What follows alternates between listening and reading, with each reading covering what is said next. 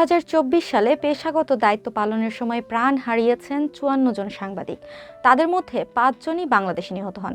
নিহতের তালিকায় বাংলাদেশ তৃতীয় অবস্থানে। বৃহস্পতিবার বিশ্বব্যাপী সাংবাদিকদের অধিকার নিয়ে কাজ করা আন্তর্জাতিক সংগঠন রিপোর্টার্স উইদাউট বর্ডার্স RSF এর প্রতিবেদনের বরাত দিয়ে এই তথ্য জানিয়েছে AFP।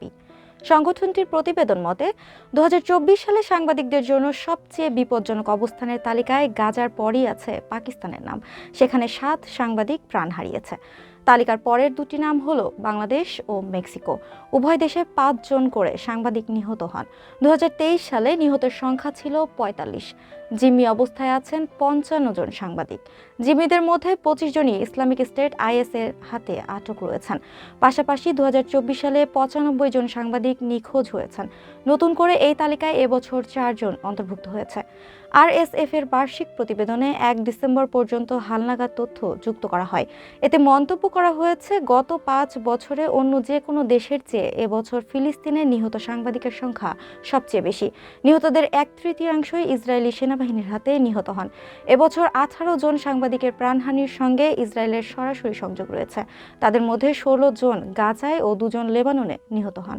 ইতিমধ্যে সংগঠনের পক্ষ থেকে আন্তর্জাতিক অপরাধ আদালত ICC-তে সাংবাদিকদের বিরুদ্ধে সংগঠিত যুদ্ধাপরাধের দায়ে ইসরায়েলি সেনাবাহিনীর বিরুদ্ধে 4টি অভিযোগ জমা দিয়েছে। সংগঠনটি জানায়, 2023 সালের অক্টোবরে গাজায় সংঘাত শুরুর পর ইসরায়েলি সেনাবাহিনীর হাতে 145 জনেরও বেশি সাংবাদিক প্রাণ হারিয়েছেন। তাদের মধ্যে 35 জন সংবাদ সংগ্রহের সময় নিহত হন। প্রতিবেদনে এই হত্যাযজ্ঞকে নজিরবিহীন রক্তস্নান হিসেবে অভিহিত করা হয়। মঙ্গলবার international federation of journalist IFJ পৃথক প্রতিবেদনে জানায়, 2024 সালে বিশ্বজুড়ে 104 জন সাংবাদিক নিহত হয়েছেন, যাদের অর্ধেকের বেশি গাজায় প্রাণ হারান। IFJ ও RSF এর তথ্য সংগ্রহ প্রক্রিয়া ভিন্ন থাকায় নিহতের সংখ্যায় তারতম্য দেখা দিয়েছে। ইসরায়েল জ্ঞাতসারে সাংবাদিকদের ওপর হামলা চালানোর বিষয়টি অস্বীকার করে। তবে তারা স্বীকার করেছে, সামরিক লক্ষ্যবস্তুর ওপর বিমান হামলা চালানোর সময় কয়েকজন সাংবাদিক নিহত হয়ে থাকতে পারে। বুধবার ইসরায়েল সরকারের মুখপাত্র ডেভিড মার্সার সংবাদ সম্মেলনে এসব তথ্যের সত্যতা অস্বীকার করেন।